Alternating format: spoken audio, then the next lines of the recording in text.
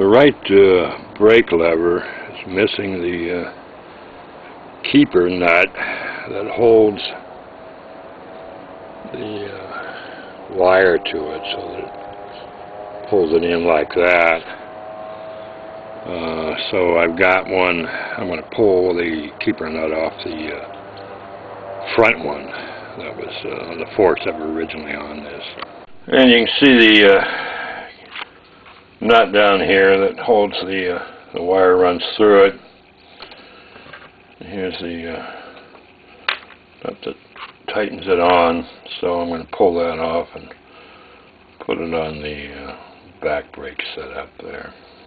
Well, I've got the right brake pad levers hooked up, and I can't really do any further adjustment on the thing until I actually get the brake lever on the handlebars and get the bike upright. Well, the next thing I'm going to do is see if I can get that yellow basket on, see if it'll work with this quick change hub setup. So that's the next shot. Well, I wasn't able to mount the basket using the running the tines through the quick change hub setup, but I was able to secure the basket a little lower here, run some screws. There's a hole in each side of the frame where I could do that. So I've got the basket on now, and I've got the quick change set up on, and so now I'm going to put install the chain, and then take the bike off the table and put it back in the garage, and I can work on it pretty much standing up for a while. Well, this morning I'm going to install the handlebar components for the right side of the handlebar. And the first component to go on will be the brake lever. So I'm just going to slide that on. I'm not going to lock it down.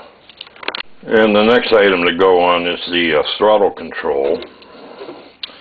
And the way this thing works, it's a thumb setup, and you just that's how you run your throttle. And the other end of the cable hooks into the main wiring harness. And when you get this kit, you have the option of buying a twist grip throttle like on a motorcycle. It runs you extra. But I found that this thing works pretty good for me. So rather than spending more money, I kind of went with this. So I've got the throttle control on, and the next thing that I have to do is put a spacer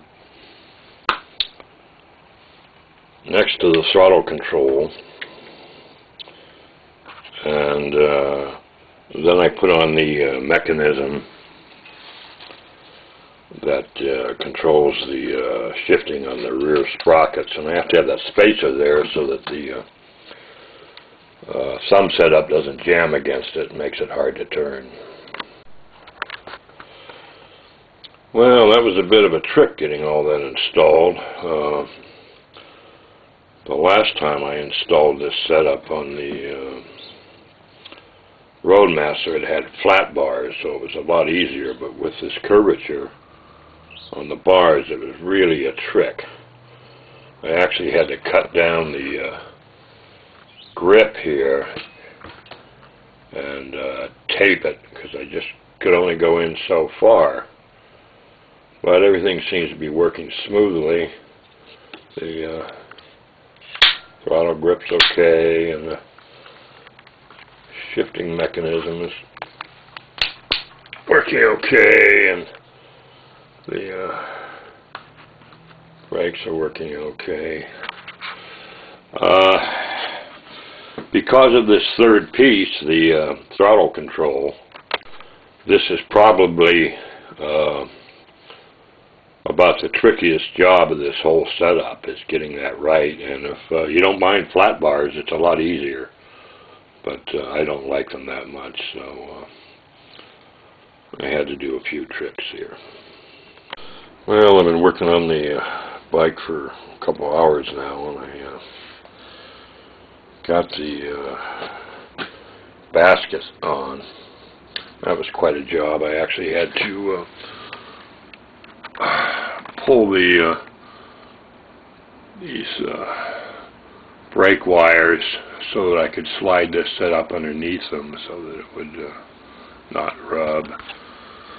And then I had to remount the tines down here because the thing was sitting on a slant before, so that took quite a bit of time.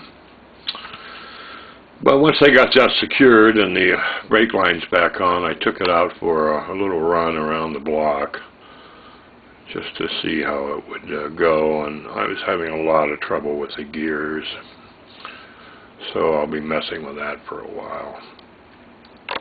Well, it's been a couple more days since I worked on the bike, and as I said, I was having a lot of trouble with the gears. And I worked on that and worked on that, and I finally came to the conclusion that that Novara rear wheel wasn't going to work with the Giant. The spacing and the sprockets just wasn't compatible with the crankset sprockets, and there wasn't anything I could do about it. And my option was to put back on that, put that warp wheel back on it, and that was pretty discouraging. So I thought, what the hey, I think I'll try this Novara out. So, and see if it'll work. So I stripped the Giant down, I pulled the forks off, the power wheel, pulled the seat off, and the kickstand, and the whole damn shot. And I ended up with a Giant frame, so I took the thing out and put it back in the shed with the old Roadmaster frame and a few other old frames I got sitting there, and I started in on this Novara. Well, the Novara, it wasn't half as hard as that Giant. Of course, it was in a lot better shape than the Giant was when I got it. And because I had the rear wheel with it, it was just a matter of mounting the forks on, and they just went on perfectly. There was no overhang on top. It was just like they were made for it. And once I got that on and put the rear wheel on and the chain on, I took it out for a little ride, and I liked the way it handled. It felt good. So I put the seat that I wanted to run on it, and I set up the basket, and I set up the stem, handlebar stem that I had on the Giant, put it on, raised it up real high, and the setup on this Novara, the shifting mechanism for the sprockets and the brake lever are all one piece, so there's only two pieces on there. It went on easier, and so it just seemed like maybe this was the one that was made for. So once I got all that done, I hooked up the wiring harness and I installed the system control box, and then I mounted the battery pack on, and you can see I wrapped the wires, the harness wires, around the frame here and down onto the wheel there, and put a tie on it, and made sure the bars would turn freely. So it looks to me like the thing is ready to try out. Try the electric out, see how it works on it. Like I say, I rode it around without the electric, and I was happy with it. It certainly handled a lot better than the old Roadmaster did. I mean, with these electric bikes, they really have to, in my opinion, they have to run well as a conventional bike. And if they don't, you're going to be using that electric power a lot more than you really want to, because it's uncomfortable just to pedal it. But this one pedals really nice, so start using my electric bike. So that's the end of the series. It's been kind of long and convoluted, but all's well that ends well, I guess. I hope you've enjoyed it. And whether you're riding a conventional bike or an electric bike or a hybrid homemade job like this, I hope that your riding will always be safe and pleasant.